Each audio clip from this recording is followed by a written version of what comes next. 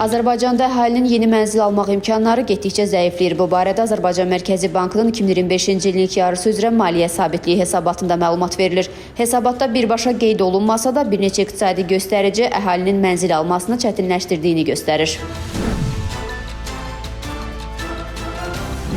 Mərkəzi Bankın məlumatına görə 2025-ci ildə həm yeni tikililərdə, həm də köhnə binalarda mənzil qiymətləri bahalaşıb. 2020-ci ildə pandemiya dövründə qiymətlər nisbətən sabit qalsa da, sonraki illərdə artım yenidən başlayıb. Son 5 ildə, yəni 2020-ci ilin iyun ayı ilə müqayisədə Bakıda mənzil qiymətləri 46% bahalaşıb.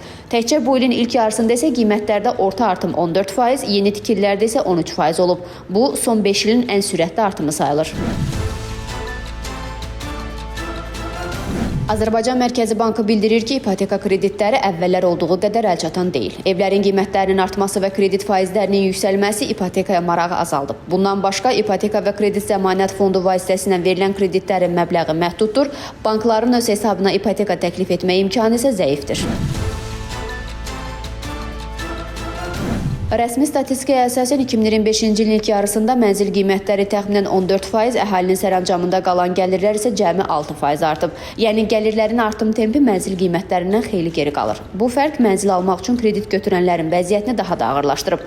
Məsələn, əvvəllər 1500 manat gəliri olan şəxs ipoteka ödənişinə 1000 manat sərf edirdisə, indi bu məbləğ 1390 manata qədər yüksəlib. Nəticədə əhalinin əlində cəmi 110 manat qalır.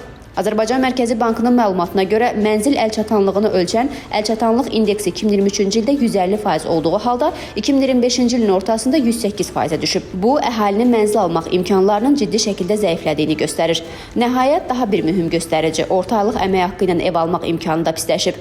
2024-cü ilin sonunda orta qiymətə mənzil almaq üçün 15 il pul toplamaq lazım idisə, indi bu müddət 18 ilə çatıb. Yəni, mənzil qiymətlərinin və ipoteka faizlərinin artması, gəlirlərin isə yavaş yüksəlməsi fonunda Azərbaycanda əhalinin yeni mənzil almaq imkanı əvvəlkindən xeyli çətinləşib.